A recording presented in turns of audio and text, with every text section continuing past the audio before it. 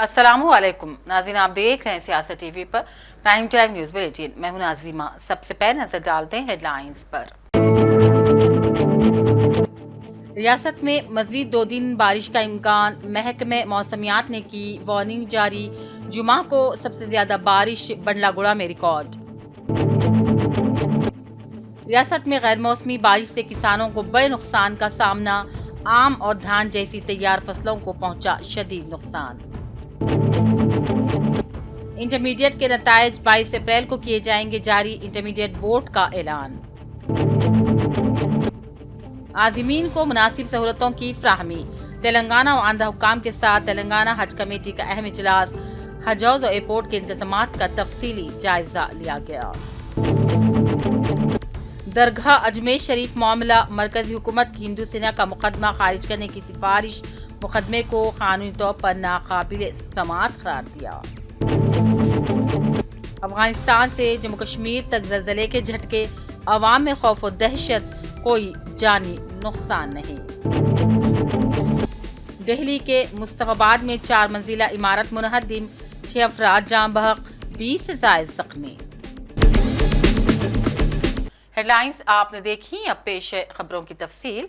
शुरुआत करते हैं बारिश से जुड़ी अहम खबरों से। जैसा कि गुज़िश्ता रोज़ जुमा को शहर में और रियासत भर में आंधी के साथ तेज बारिश के बाद महकमा मौसमियात ने आज भी खबरदार किया है कि रियासत में मजीद 2 दिन तक बारिश होगी। गरज और चमक, आंधी और तेज हवाओं के साथ ये बारिश होगी। अजला में भी महकमे ने बारिश के सिलसिले में येलो अलर्ट जारी कर दिया है। तो दूसरी जानिब गुज़िश्ता 24 घंटों में रियासत के कई इलाकों में हल्की से लेकर शदीद बारिश रिकॉर्ड की गई और सबसे ज्यादा बारिश हैदराबाद के इलाके बंडलागुड़ा में यानी कि 8 सेंटीमीटर बारिश रिकॉर्ड की गई। इस गैर मौसमी बारिश से किसानों को बड़े नुकसान का सामना करना पड़ रहा है। बारिश के सबब आम और धान जैसी तैयार फसलों को शदीद नुकसान पहुंचा। गरज चमक, तेज आंधी और बारिश से बिजली के तारों को भी नुकसान पहुंचा। किसानों ने कहा कि मेहनत से उगाई गई उनकी फसलें कटाई के मरहले थी, मगर गैर मौसमी बारिश और तेज हवाओं ने उनकी सारी मेहनत पर ही पानी फेर दिया। ज़रई माहिरीन ने खबरदार किया है कि अगर इसी तरह मौसमियाती तब्दीलियां जारी रहे तो फिर ज़र पैदावार पर इसके मनफी असरात मुरत्तिब हो सकते हैं। रियासत में 22 अप्रैल को इंटरमीडिएट के नतायज जारी कर दिए जाएंगे। बोर्ड ऑफ इंटरमीडिएट के मुताबिक नायब वज़ीर आला मल्लू भट्टी विक्रमार्का नतायज को जारी करेंगे। तलबा मुख्तलिफ सरकारी वेबसाइट से नतायज को डाउनलोड कर सकते हैं। हम आपको बता दें कि इंटरमीडिएट बोर्ड के इम्तिहानात 5 मार्च से 25 मार्च तक रियासत भर में पुरम तरीके से मुनक़िद किए गए थे। सीपीआई के अरकान ने आज सीपीआई के ग्रेटर हैदराबाद के सेक्रेटरी ईटी नरसिम्हा की क़यादत में वक्फ तरमीमी कानून के खिलाफ एक ज़बरदस्त एहतजाज मुनज़्ज़म किया। इस मौके पर सीपीआई के अरकान की बड़ी तादाद भी मौजूद थी और इस मौके पर बात करते पार्टी के सेक्रेटरी ने कहा, वक्फ तरमीमी बिल के जरिए बीजेपी ने मुसलमानों की औकाफी जायदादों को हड़पने की साजिश बनाई है। उनका कहना था सीपीआई इस मसले पर मुसलमानों के साथ कंधे से कंधा मिलाकर खड़ी है। ये जो प्रॉपर्टीज़ है वक्फ की प्रॉपर्टीज़, वो पूरे प्रॉपर्टीज़ पूरा अदानी अंबानी को कैसा देना, ये एक ही प्लान इसका है। मैं पूरे हैदराबाद तेलंगाना के लोगों को मैं ये अपील करना चाह रहा हूँ, पूरे तेलंगाना के लोग आवाम इसको रिजेक्ट करो।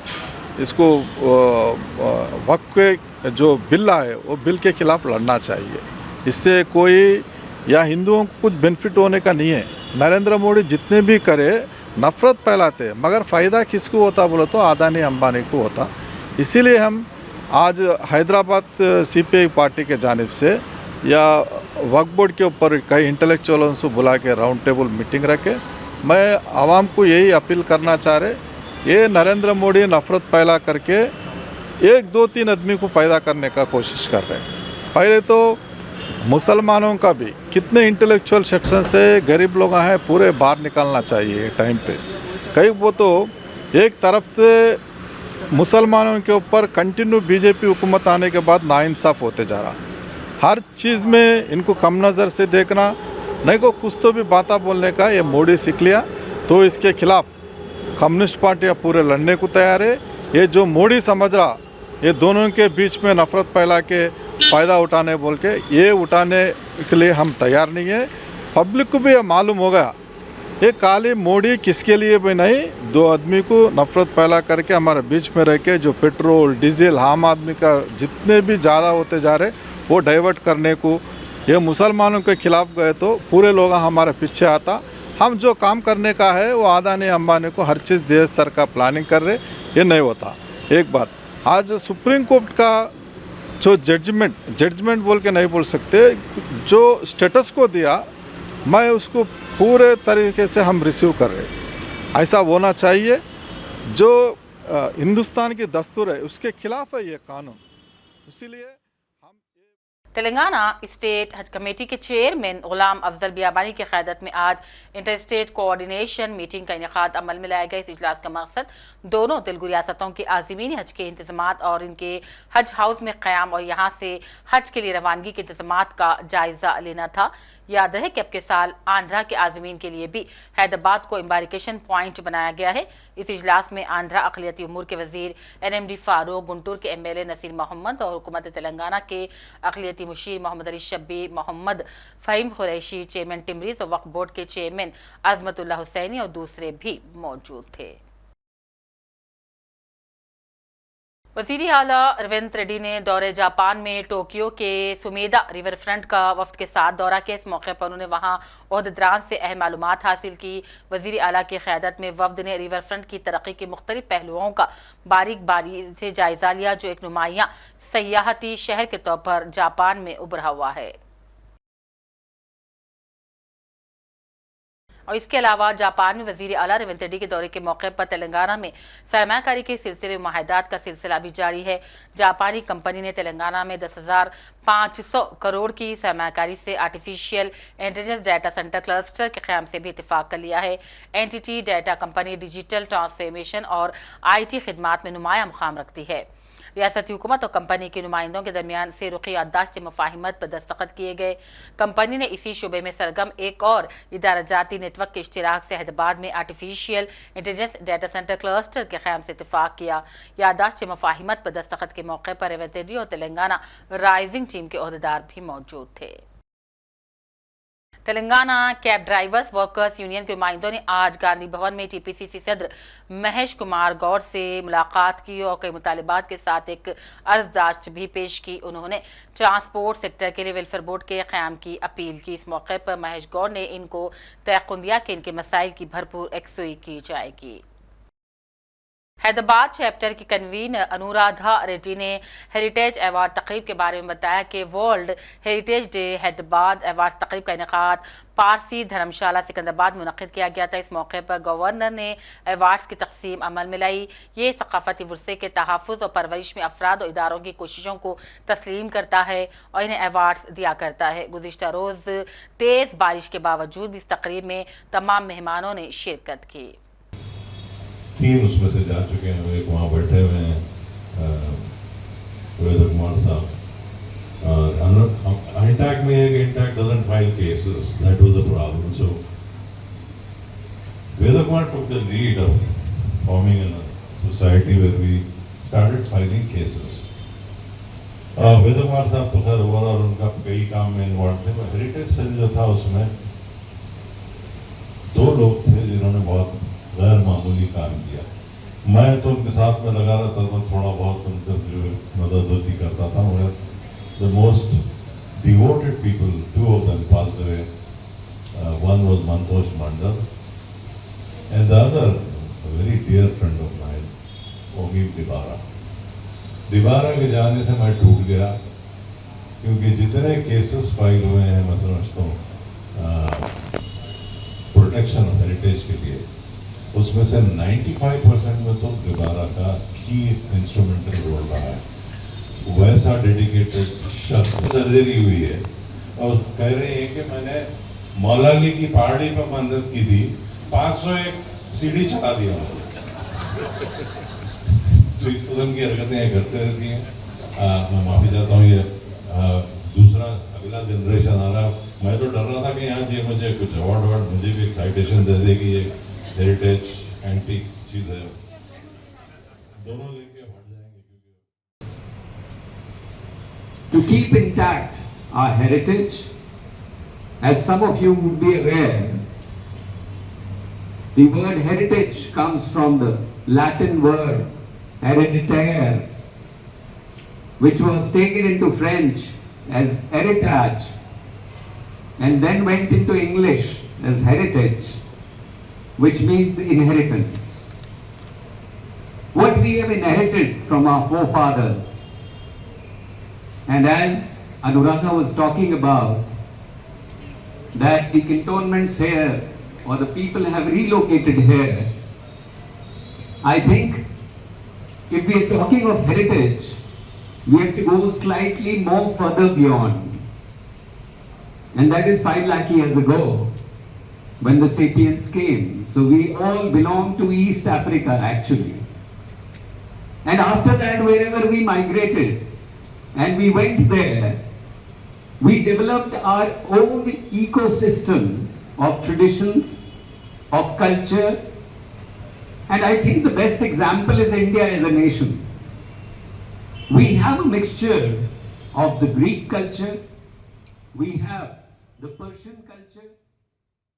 और धनीम्स अस्पताल की 5वीं मंजिल पर वाक़ इमरजेंसी वार्ड में अचानक आग भड़क उठी, जिससे कि मरीजों में अफरा तफरी मच गई। आग की शिद्दत के बायस अस्पताल के अहाते में घना धुआं फैल गया था, जिससे मरीजों को सांस लेने में दुश्वारियों का सामना रहा। निम्स इंतजामिया ने फौरी महकमे फायर ब्रिगेड को आग की इत्तला दी, जिसने आग पर काबू पाया। आग लगने का सबब ताहाल पता नहीं चला। और एक मुश्तरका कार्रवाई में commissioner task force south west zone की टीम ने लंगर हाउस पुलिस स्टेशन के एहलकारों के साथ मिलकर सैयद अफरोज और इसके साथियों को गिरफ्तार कर लिया, जो जाती रंजिशों की वजह से अहमद अली खान उर्फ अशू नारसिंगी के एक रौडी शीटर और इसके भाई आमिर को खत्म करने का मंसूबा बना रहे थे। इन तमाम के पास से बगैर लाइसेंस के मोहलिक हथियार और गोला बारूद को भी पुलिस ने जब्त कर लिया। पुलिस ने खुफिया इत्तला पर तमाम तर कार्रवाई अंजाम दी और 2 मुल्की साख्ता पिस्तौल के अलावा 5 लाइव राउंड के अलावा मजीद सामान को भी जब्त कर लिया। बालास्वामी के लीडरशिप में पहले फर्स्ट टाइम ऑल्सो पेंशनपुरा में A1 अफरोज को और A2 फिरदौस को दोनों को अरेस्ट किया गया उनके घर से, और उनके पास से एक पिस्टल और 2 राउंड्स बरामद किए गए।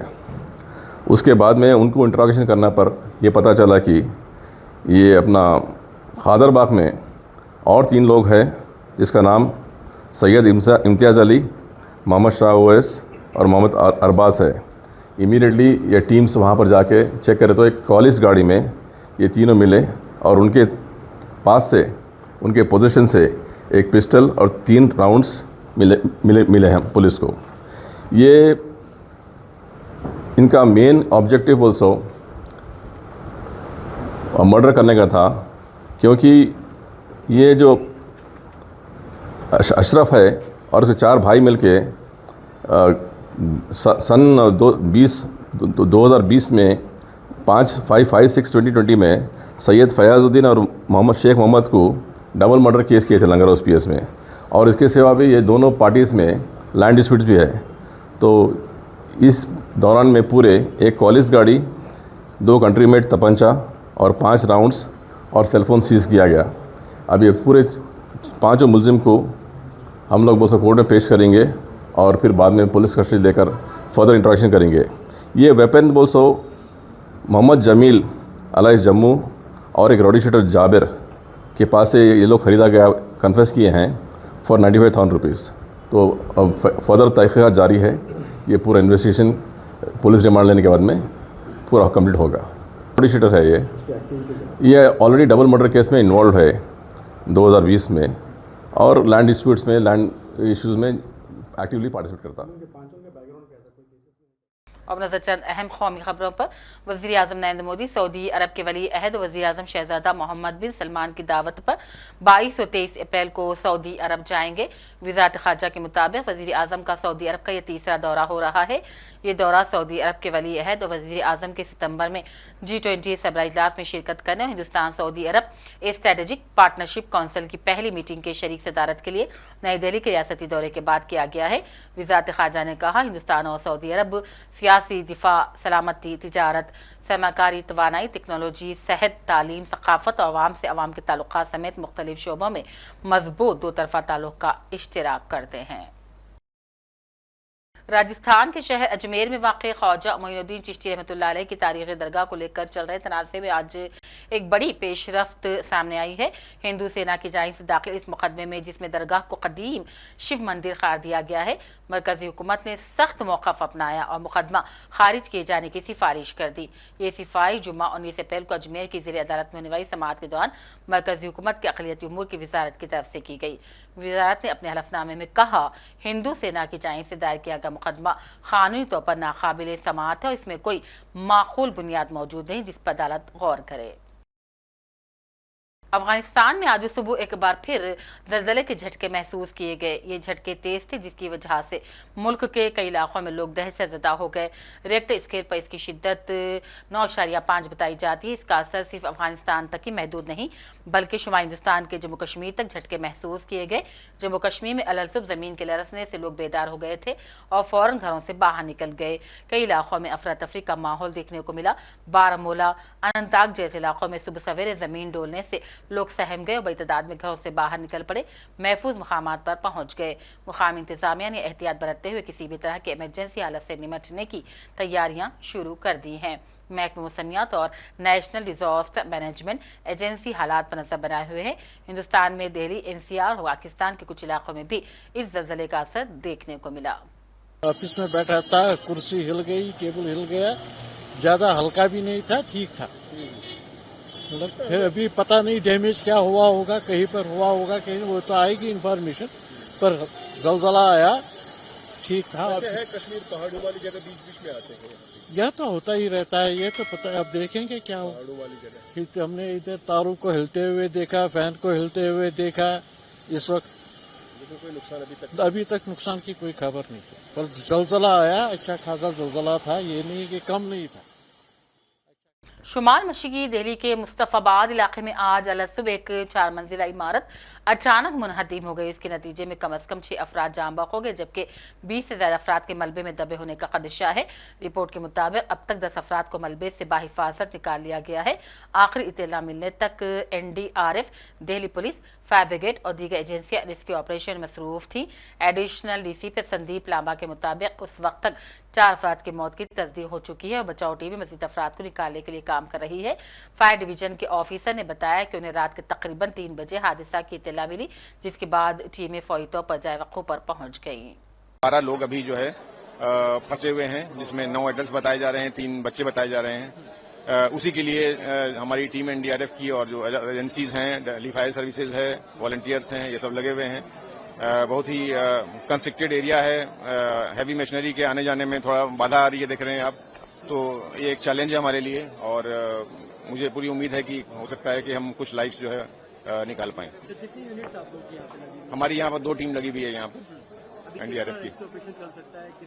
ये थोड़ा तो ऑपरेशन चलेगा, बिकॉज आप देख रहे हैं कि ये 4+1 स्टोरी बिल्डिंग है, मलबा काफी है, उसको हटाना और फिर एक स्लोली ये काम होता है जिसमें कि जब अगर लाइफ बची है तो उसको डिस्टर्ब ना करें, ध्यान से काम करें, ताकि जो कोई अगर जिंदा है उसके निकलने की संभावना है तो जो है उसको मतलब और मल्टीप्लाई करना है, पॉजिटिवली देख करके आहिस्ते आहिस्ते करना है कार्रवाई।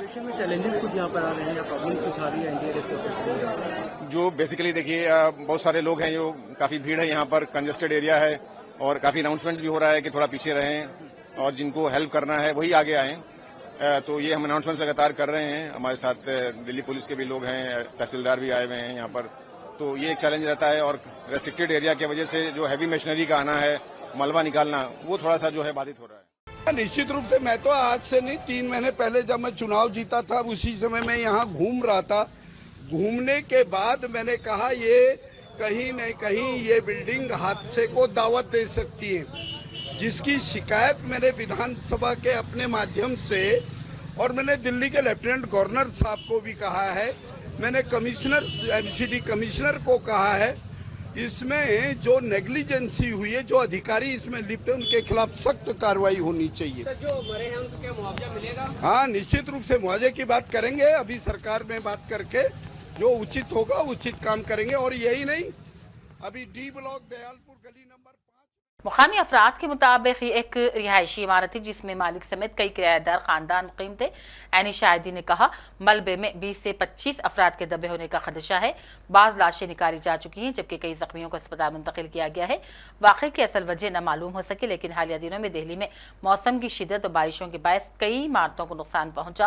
गुज़िश्ता हफ्ते भी एक ज़ेर तामीर इमारत की दीवार गिर जाने से एक शख्स जान बहक हो गया था। बिल्डिंग है गिर गई है, इसमें करीब 14 लोग रेस्क्यू हो गए हैं हॉस्पिटल में अभी, और 4 लोग अनफॉर्चुनेटली डेथ हो गई। सर बिल्डिंग गिरने का कारण क्या है? कारण इन्वेस्टिगेशन का मैटर है, हम इन्वेस्टिगेट करेंगे। सर कितने परिवार है? इसमें 4 मंजिल बिल्डिंग थी, किराएदार थे, एक परिवार था। सर टोटली कितने की कैजुअल्टी हो गई? अभी तो 4 ही हैं, उसके बाद रेस्क्यू चल गिरने की आवाज़ हुई कुछ, सब अपने अपने घरों से बाहर नहीं तो पूरी गली में धुआं था। जब देखा तो उधर 4 मंजिला मकान पूरा तहस नहस हो गया था। ये फिर पब्लिक ने तुरंत ही जाके उसमें निकाला तो कुछ लोग निकले जो अंदर स्पॉट खत्म हो गए थे, कुछ को अस्पताल लेके गए हैं, अब कुछ में अभी भी दबे हुए। तो मकान की हालत क्या थी? जर्जर हालत थी या मकान बिल्कुल सही था, नया बना हुआ था, टाइल पत्थर लगा, बिल्कुल ओके मकान था। बस ये था एल टाइप का प्लॉट था, इसी वजह से शायद उसमें कहीं ना कहीं कमी रह गई हो, इसी वजह से।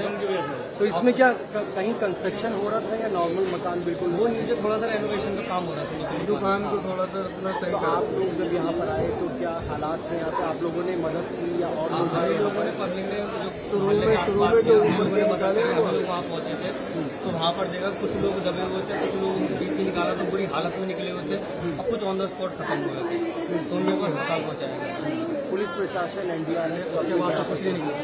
उसके बाद से जब से पब्लिक ने निकाले जो ऊपर के फ्लोर पे थे उन्हें निकालिए, बाकी जो नीचे के फ्लोर पे दबे हुए थे उनका भी किसी प्रशासन आया से कोई नहीं। मेहनत लगभग कितने लोग रात को यहाँ से निकाले गए आपके हिसाब से?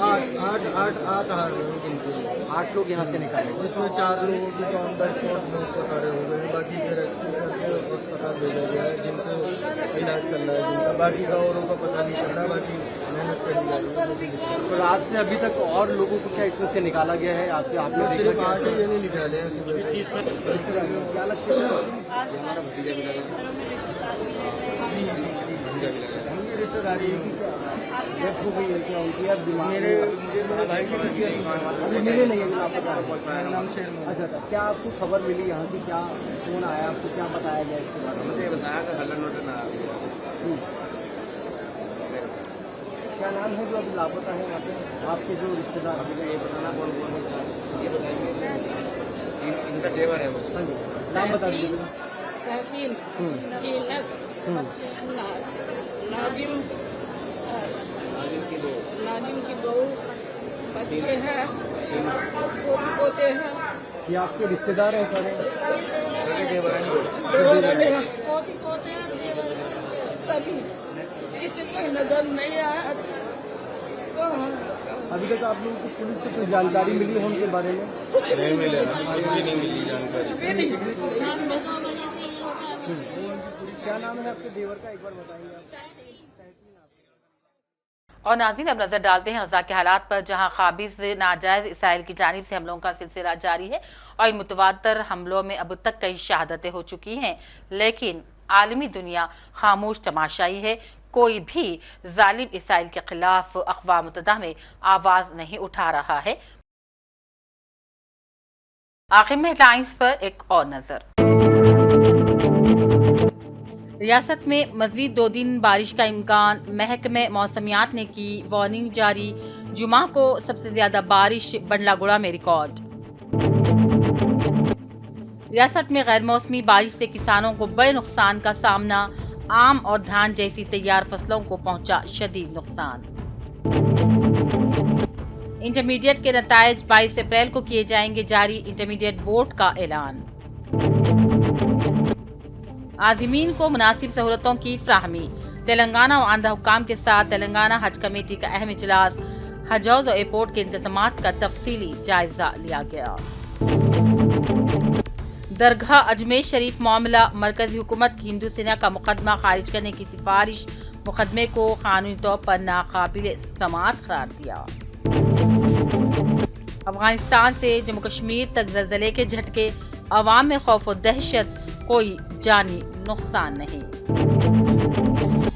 दिल्ली के मुस्तफाबाद में 4 मंजिला इमारत मुनहदम, 6 अफराद जाम बहक, 20 से ज़ायद ज़ख्मी।